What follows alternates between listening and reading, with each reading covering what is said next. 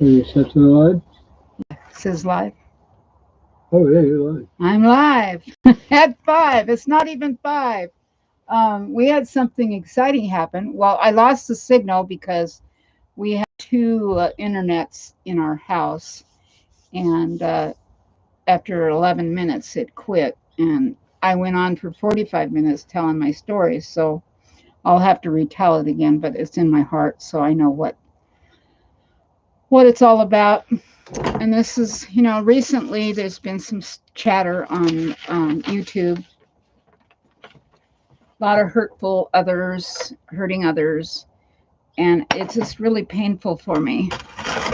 I stayed up all night watching a couple of videos from some YouTube creators that were having trouble feeling, they feel slighted, the rumor mill.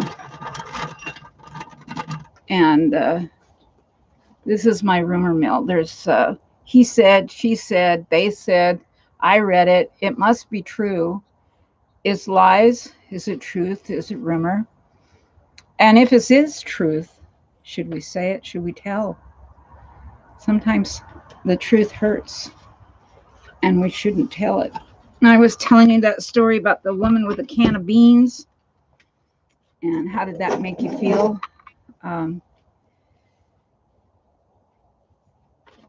Pretty bad, huh? So it didn't make me look good. But this is a true story about me being accused of being a nude dancer at Mama's Mink. I was early 30s. I had a nice shape, a lot different than now. I'm twice the woman I was then. I was pencil thin, had a skinny waist. I worked out. I was a sheriff's deputy. And so I was very physically fit, and we lived out in Ramona. And I'd quit the sheriff's department because of Flight 182 and PTSD, and me seeing a little child that reminded me of my son. A VW bus had rolled over and his hand was sticking out, and he was dead. And that just really caused me some serious PTSD. But that's what happens in law enforcement, is you work with horrible accidents, death scenes, injuries, and always with the poor side of people, and they're people in pain and struggling. Prostitutes. When we had two eagles. Oh, that's a squirrel. We had two eagles, bald eagles, great big bald eagles flying overhead.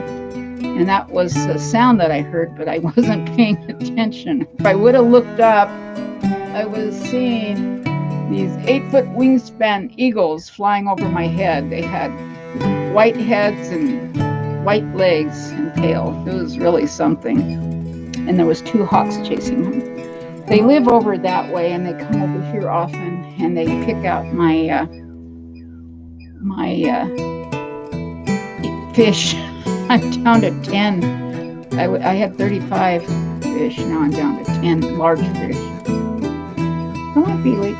Felix is going to come over while I tell the story. Anyway, I was telling the story about when we lived in Ramona in the San Diego Country Estates.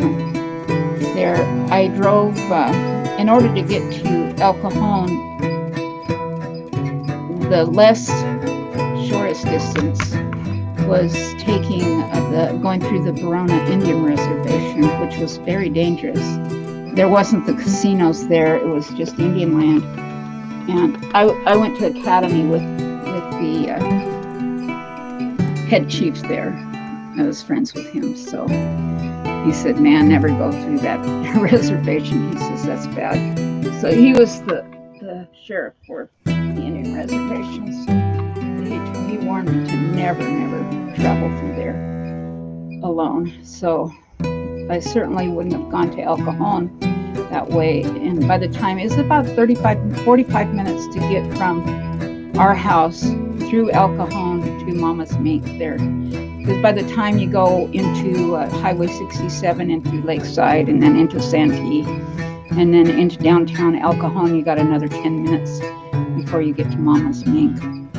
But when we moved out to Ramona and I quit the sheriff's department, I opened up a home daycare because I wanted children. I had infertility, and I thought the best way to have children was to start babysitting. So that's what I did for a number of years, and I enjoyed that.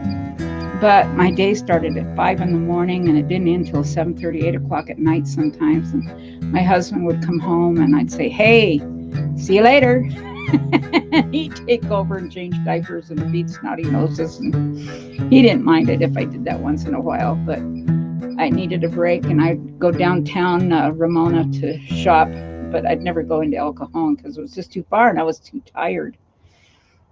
And so anyway, my pastor called me and told me that someone had gone to the board meeting or had filed a complaint with the church that she was positive, she was quite certain that she had seen me as she was driving by, 45-mile-an-hour speed zone, 2 lanes going this way, 2 lanes going that, and a lane in the middle, so that's 5 lanes.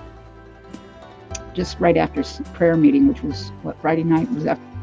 I would have driven for 45 minutes, gone nude dancing till 2, 3 o'clock in the morning, and then drive home through the Indian reservation, get home at 3:30, and then get up at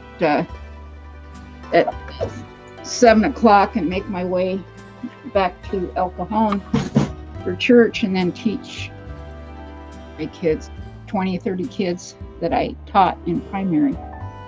We went to El Cajon Church. But anyway, this woman was very cold and very mean to me because she believed what she saw was right. Never mind, she was 85 years old and she was driving 45 miles an hour at sundown. She was positive. And when we moved to Oregon, and Larry would fly back at least once a month to visit his dad and go to the Motorola office there in Miramar area. And he would stay with Dan and Lolita, our dear friends who just passed away recently.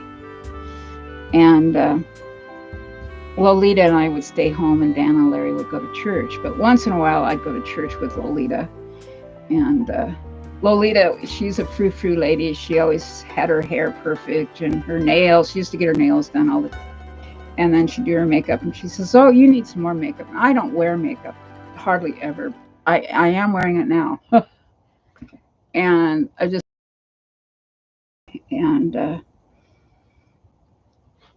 Lolita encouraged me to put some makeup on, and so I went to church with them, and I walked in, and everybody knows us because we've been going there for decades. And then we moved away, and they, always were happy to see us, and we were always happy to see them. And I was walking, they were dismissing us by aisles, and I got a hard whack on my leg, and it left a huge, and I started tearing up as she hit me hard. It was the church saint, Ruth. She'd taken her cane and she whacked me as hard as she could on the leg. I should have called the cops and had her arrested for assault and battery, because she left a huge welt on my leg, and it made me cry. And she said, "What are you doing with all that makeup? War paint." I says, "Yeah, I'm going to war." "You shouldn't have that much makeup on." Oh my goodness. She's going to heaven for sure. Oh my gosh. Well, only God knows her heart. So that was pretty bad, having her hit me like that. And the years of knowing that someone had called my pastor and turned me in for being a nude dancer. I would never take my clothes off for anybody but my husband and my doctor. And then even then, no. And to be accused and her thought of me that way was very painful. And so I had to forgive her because she was a nasty woman. She was alone. She wore a real thick corset because I guess her arthritis or something was bad. But she's been dead, 40 years now? She was 85 back in the 80s. So anyway, that was a rumor that really, really hurt me. And it's something that stuck with me, even though it was funny. I asked my pastor, I says, now, do I have to pay tithe and offering on the money that I make nude dancing on the checks or the tips? What do I do? And he laughed. He thought it was funny because he knew me. He knew I wasn't doing that. And he knew the person that had complained about it was a troublemaker. But even still then, that was very painful. And then we moved up to Oregon, and Larry suffered some oral cancers, and then my health started falling apart. And I had Crohn's disease, and what was diagnosed as Crohn's disease, but it's really EDS, Ehlers-Danlos syndrome, and mast cell disease. And what that causes me is to sweat profusely. My hair would be drenching wet. Well, this Dr. BS was convinced that I was a drug addict because I sweat. That's one of the signs of being on opioids, but on high doses. And I wasn't. I had gone to the hospital in the middle of the night, vomiting, and he worked in the ER at a local hospital. And he walked in. You know, he knows Larry. He likes Larry. And the academics always stick with academics, doctors and lawyers and stuff like that. So he would see Larry at church, and he'd shake his hand, and then I'd be standing there, and I'd kind of reach out to shake his hand, and he would turn his head like that to punish me. But when I went into the hospital, I was taken by ambulance, and he said, you know, I don't agree with your level of drug addiction, and Dr. EM made everybody in Gresham drug addict. And I was shocked when he said. Larry says, Cheryl's not here for drugs. She's been vomiting for 6 hours and can't stop. And there I was, just retching. It was horrible. You can get in this cyclic vomiting, and it's horrible. I was just miserable. And he walked out of the room. Larry says, I brought Cheryl's drugs. She doesn't need drugs.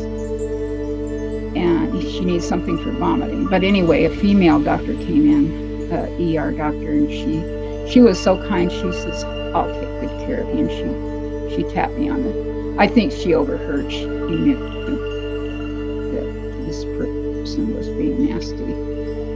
But every time I see him at the or at the church, you know, he shuns me, and he'll shake Larry's hand.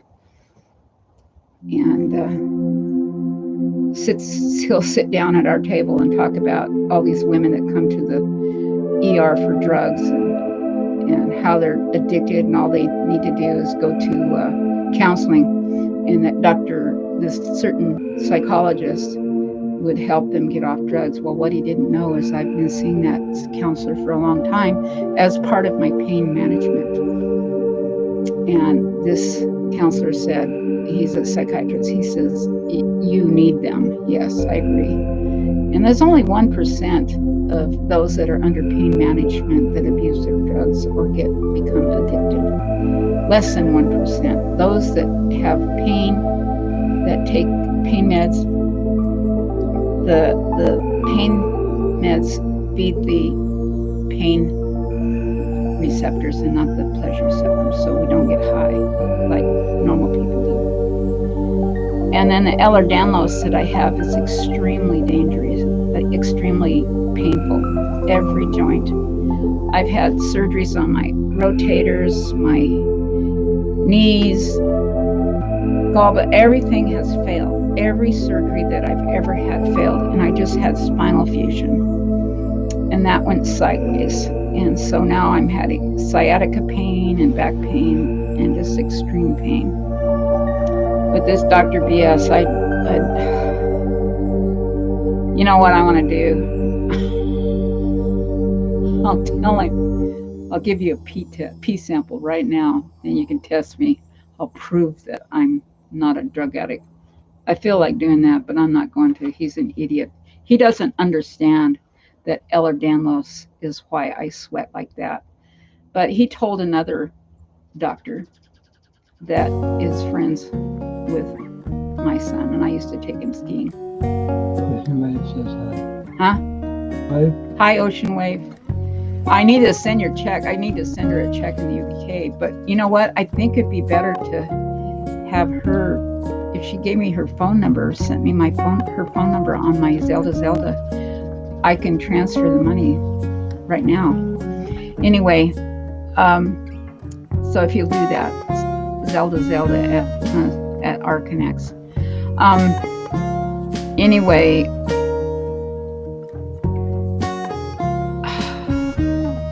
just the rumors going around with information they think is true, but it's not.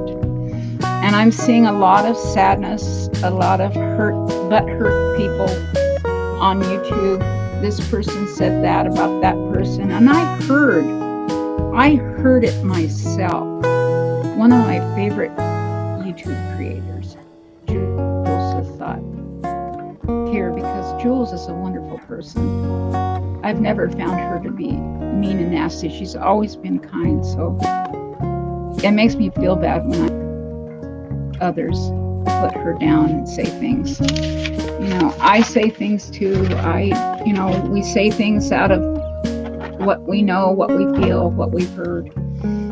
But a lot of things being going around. This person trying to hurt that person, this person has this information that they hear in their group. And this person has their information. They don't read or watch all of those YouTube videos that this person puts out with 7,000 subscribers. And they don't watch this person that has 2,000 or 3,000 or 7,000 or 70,000 or 20,000 subs. There's no time to watch 9 hours worth of video of this person's 2 or 3 or 4 or 5 hours, and this person was suffering a lot of pain and sorrow recently. But this person doesn't have all this information about this person. They hear little tidbits that so-and-so sent them an email or a comment. They've been chatting. Oh yeah, they said this. Well, I said that. Well, I said that. And it's going back and forth. And it's sad because it's not the truth. It's not 100% truth. Some of it's lies, some of it's gossip. And even if it is the truth, should we openly advertise about it? Do we need to say that? Do we need to tell? Do we need to say stuff like that? I don't think so. Oh, maybe that's what. Huh. Oh, because that's how I played that song. I'll give it a shot. Okay. I'll play that rumor mill again. But what that person did to me, calling my pastor and saying things that what they thought I was doing, that's still a pain that's been decades later. That really hurt me. I can't play it. Anyway, that really hurt me bad. And that other person, the doctor, ER doctor, was full of, they took an oath to do no harm. And let me tell you, they did harm me. Every time they shunned me. How do you think they do? They do that in the sanctuary. I don't think God's smiling on them. I believe we take away God's protection. and we go on the dark side, like what Chris Watts says. You know, he let evil take over him. No, evil didn't do that. He allowed that to happen. So I don't agree with his theory that he didn't do anything. That was something dark that did it. So there was a woman that is in another church close by, and they were building the church, and they were quite wealthy, and they wanted to be the ones that gave all the millions, and you know, they didn't want our input at all because it takes away their shine, their glory. So she was quite nasty to me, and she was head of Damage State Hospital. She was very high paid nurse practitioner, almost a doctor. And so she knew everything about mental illness. Well, I got very sick. I had an artervenous malformation. You're born with them, and they bled. And I had over 60 units of blood over a 2.5 years period of time. So I was struggling. I was having a horrible time of my life. And finally, you want to get that pill camera? It's in your office. Yeah, I'll show you that camera. That I swallowed this camera, and it got stuck in my intestines, and so they had to open me up. And I had Crohn's disease, so I had Dr. Ted Mackey. He's an angel. He's awesome. He taught surgery at Loma Linda University, and he came up to Oregon to retire. Let me take a drink.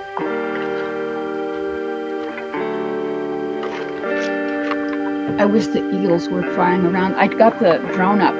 Larry flew the drone. I can't hardly stand to hold the drone because my back hurts me so much right now. Pray for me. Pray for everybody that's struggling. A lot of people are struggling because of COVID and everything. So for 2.5 years, I had once or twice a week, I would get blood tests, poke. I was just beside myself, and I didn't feel good. And my prayer was, God, heal me or kill me. Let me die. I wanted to die. My hemoglobin got down to 5.1. 5.1, that's almost dead. My own family didn't believe me, and they turned their backs on me because they thought I was lying. I wasn't lying. It was the honest to God's truth. My hemoglobin was 5.1 because I was leaking inside. You don't get blood transfusions because you want one. You have to have a low hemoglobin, and mine went down to 5. Recently it was down to 1.8, but they wanted to see what was inside my intestine, and so they had me swallow. I was the second person in the Pacific Northwest that got this. Can you see it? My hands shake. Is it visible? Larry? It's blurry. Oh. Okay. Yeah. Now? Mm-hmm. Yeah. This is a camera that you swallow. And you can, it's not that big, really. But it's a television camera, and there's lights, and it takes a picture every few seconds as it goes down your intestines. And it's by GIVEN, given GIEN or something like that. You can see GIVEN imaging. Can you see it? Yeah. Okay. Anyway,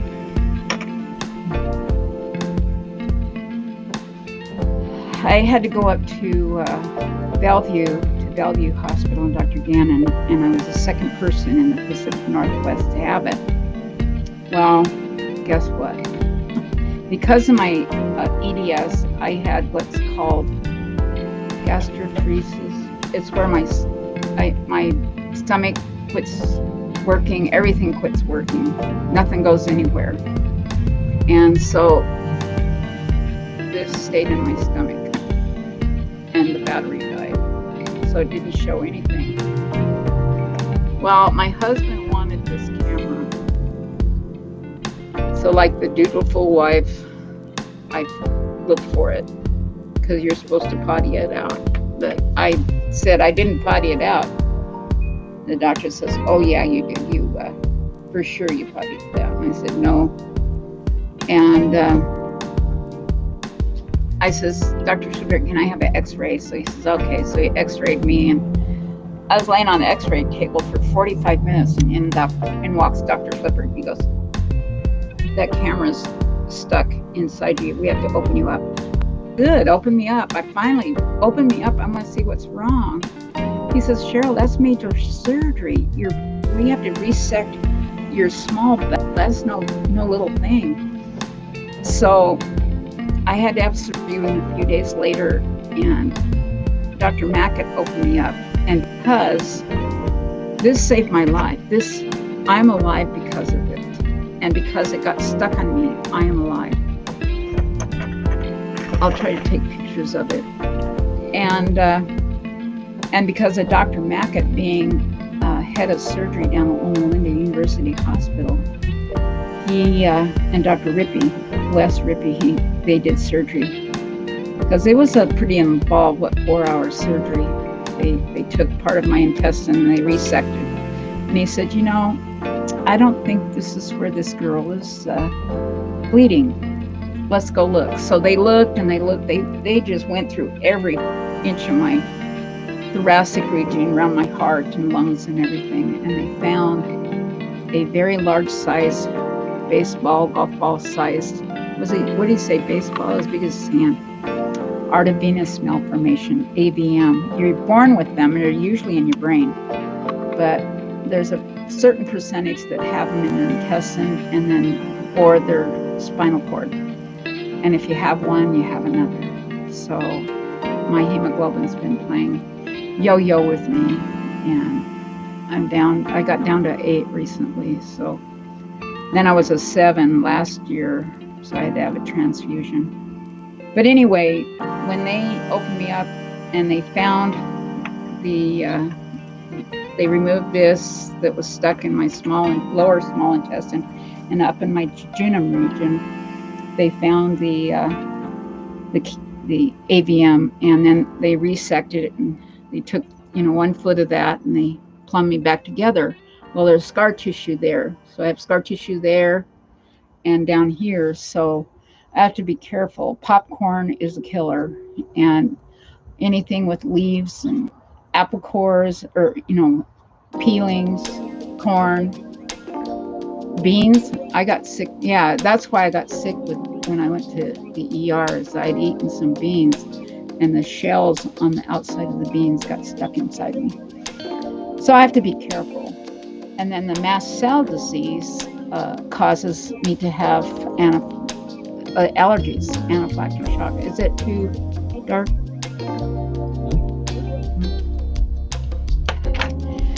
So it's such a beautiful day. You want to show the property instead of my ugly face? I'll continue talking. So,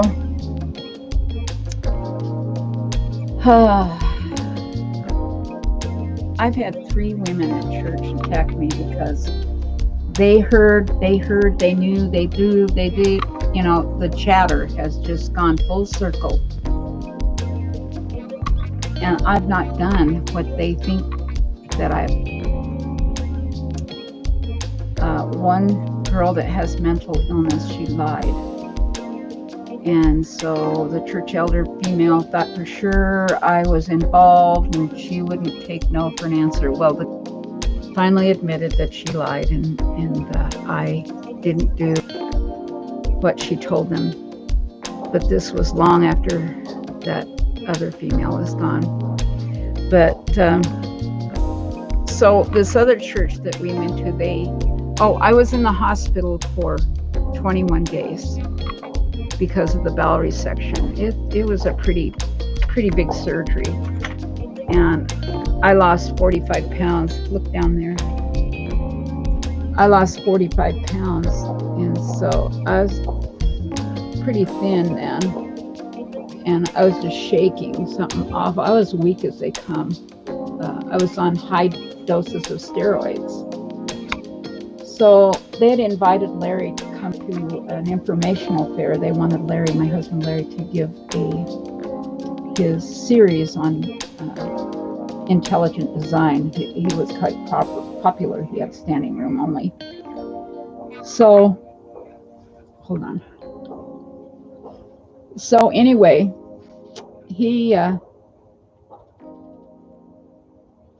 we went there. He says, "Do you want to go with me?" And I said, "Yeah, I hadn't been out of the house for quite some time." So we went there, and there was that woman. Her name was with VB.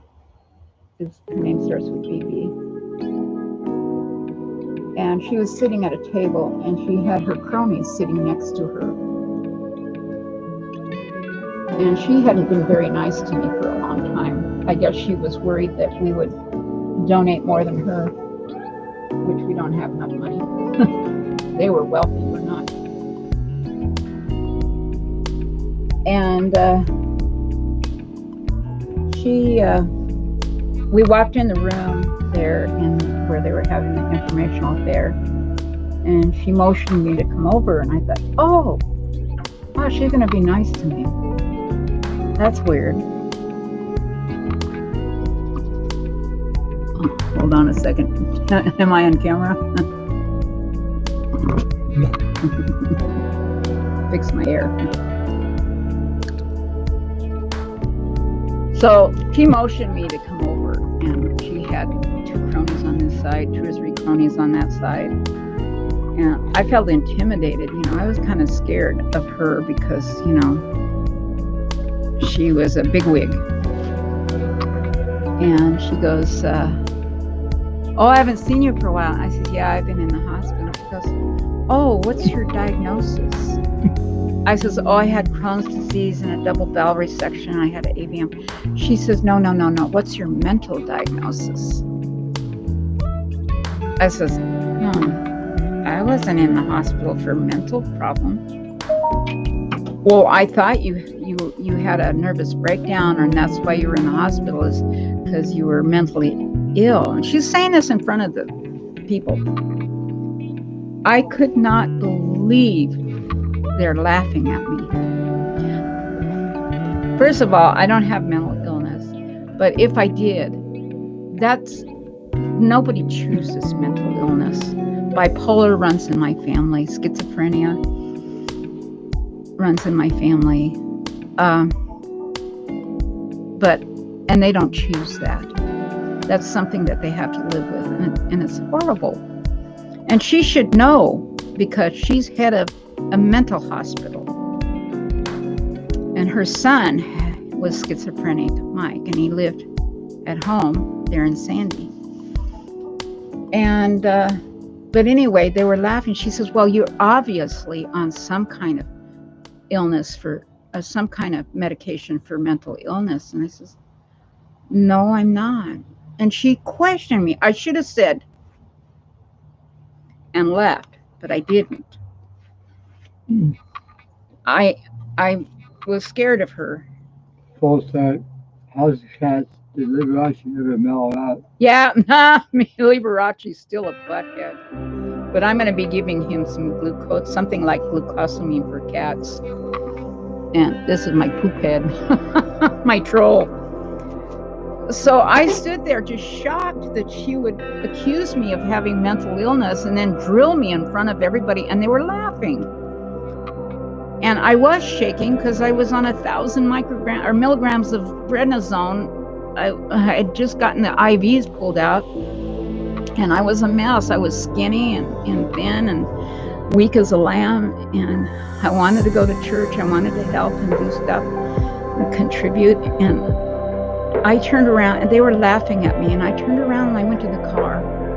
And I sat in my car for an hour, and then Larry finally came out. He says, what happened? And then I told him. He says, oh no. And I said, Larry, I want to go to the church board and tell the church board what she did. All those ladies are so nasty and everything. And I cried. It just broke my heart because she embarrassed me, and she pretended like she was friends with me, and she wasn't. She wanted to know how crazy I was because she hadn't seen me for 3 months because I was in and out of the hospital. And this was towards the end of October, early November. And I said, Larry, and she says, Cheryl, if you go to the church board, they're going to side with her because she's a big wig. They put millions in that church, and you're just a small fry. And they're not going to believe you. He says, let God take care of them. God will take care of her in his time.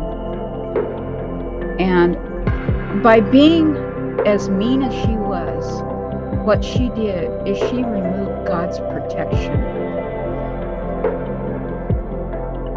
When you do something like that to hurt somebody on purpose, that is demonic. That is not of God.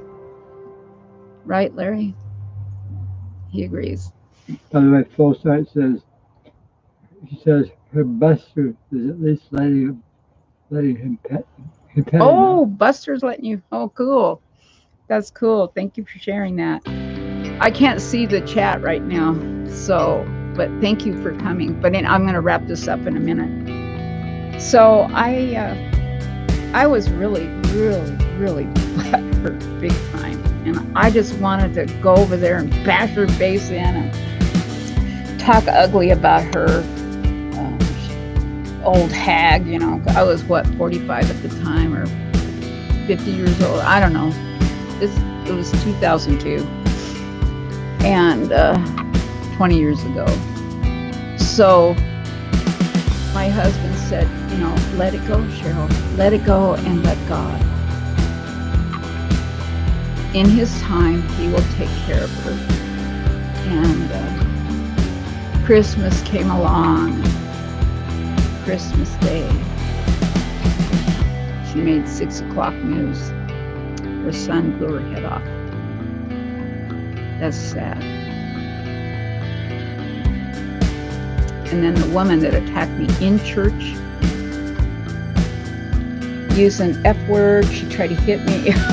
It was bizarre. I don't know what's going on, but she went crazy. She went crazy on me. And she goes, you're the devil. And she had accused me of stealing $4 worth of potpourri, but I gave her husband, tried to pay her husband. And anyway, she died. So I don't know. And then there was another person that hurt me, and they died. So I'm thinking, oh, no, it's not God punishing people. Ooh, coyote. Anyway, but I think it is a matter of when you choose to do wrong, you take away God's protection, and he can't help you, and you put your life in danger. But anyway, these are things that have hurt me, and I know a lot of people are hurt because of what's being said on the internet or YouTube, and this creator, that creator doesn't like me. And they said bad things about me. They went after this person, they said this, that, and the other.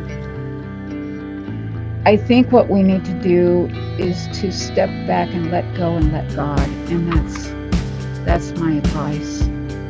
That's all I can advise, is try not to be hurt. I know it hurts.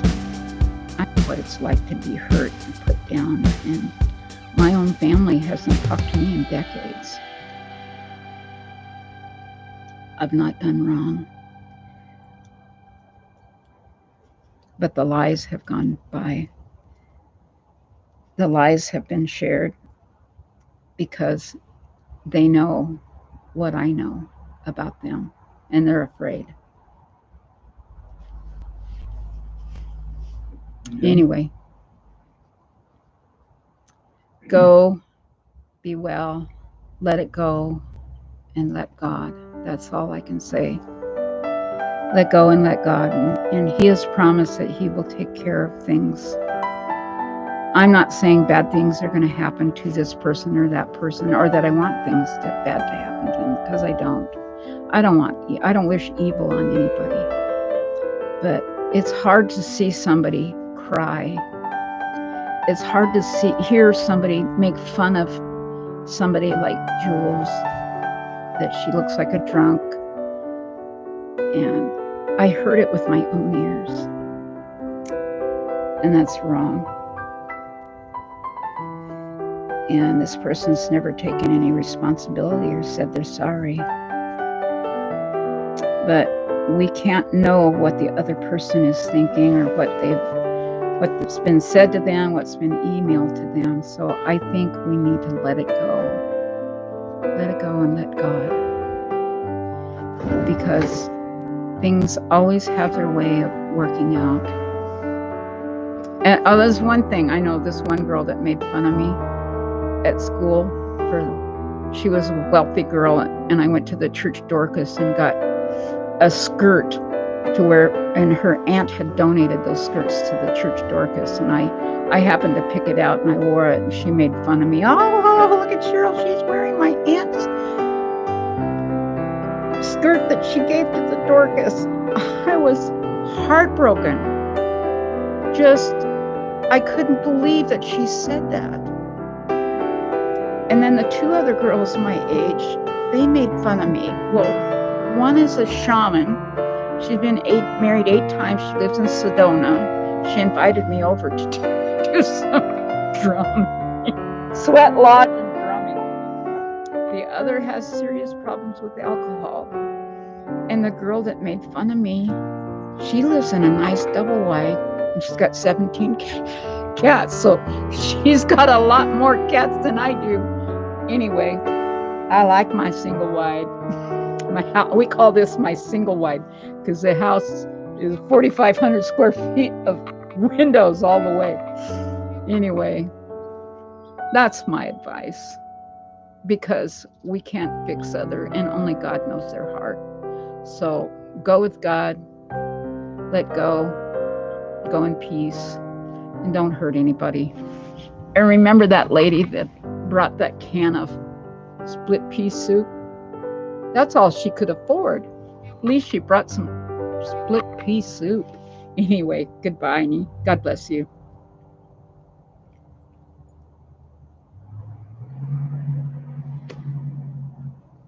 Is it over?